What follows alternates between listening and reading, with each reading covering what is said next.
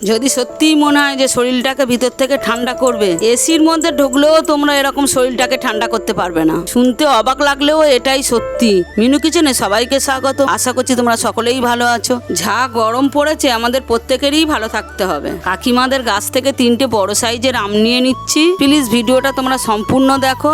ভিডিওটার মধ্যে থাকবে অনেক নতুনত্ব টিপস। ভিডিওটা তোমাদের অনেক ভালো লাগবে। 3টে বড় সাইজের আম নিয়ে নিয়েছি। একটা আম এখন কাজে লাগাবো এবং বাকি দুটো আম পরের রেসিপিতে দেখাবো। সবার প্রথমে উনুনটাকে ভালো করে জ্বালিয়ে নিচ্ছি।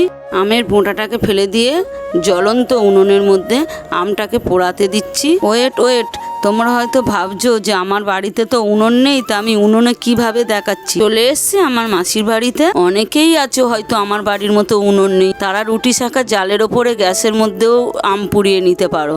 আমটা সম্পূর্ণ পুড়ে গেছে।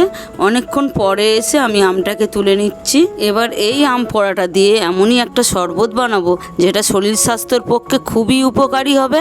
সবার প্রথমে আমটাকে ভালো করে খোসা ছাড়িয়ে নিচ্ছি। পোড়ানো আমটাকে তোমাদেরকে এটাই বলবো যে খোসা ছাড়ানো হয়ে গেলে ওটা যেন ফেলে দিও না, ওটার মধ্যে অনেকটাই আম লেগে থাকে। ভালো করে চামচ দিয়ে তোমরা ওটাকে তুলে নেবে, যেমন করে আমি তুলে নিচ্ছি। পোড়ানো আমটার মধ্যে থেকে আঁটিটাকে আমি বের করে নিচ্ছি। আঁটিটার গায়ে তো অনেকটা আম লেগে থাকে। আঁটির গা থেকে আমটাকে ভালো করে ছেড়ে নিয়ে আঁটিটাকে বাদ দিয়ে দিচ্ছি। কিছুটা পুদিনা পাতা নিয়ে নিলাম, ভালো করে ধুয়ে নিয়ে একটু অল্প করে পাতা নিয়ে নিচ্ছি। আমি একটা ছোট কাঁচা লঙ্কা দিয়ে দিচ্ছি। তোমরা যদি মনে করো ঝাল খাবে তাহলে দেবে। আর 1 টেবিল চামচ বিট নুন, 1 টেবিল চামচ চিনি দিয়ে দিলাম।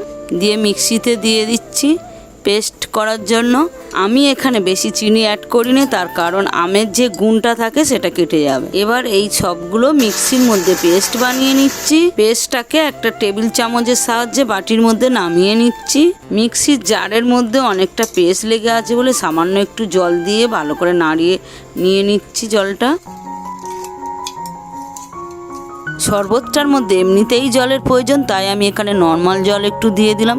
তোমরা চাইলে ঠান্ডা জলও দিতে পারো। দিয়ে ভালো করে টেবিল চামচ দিয়ে ফাটিয়ে নিচ্ছি। ভালো করে শরবতটাকে ফাটিয়ে নিয়ে গ্যাস অন করে একটা প্যান বসিয়ে দিলাম। হালকা গরম প্যানটার মধ্যে অল্প একটু জিরে ভেজে নিচ্ছি। ভালো করে নাড়িয়ে, তোমরা বেশি গরম করবে না তাহলে পুড়ে যাবে।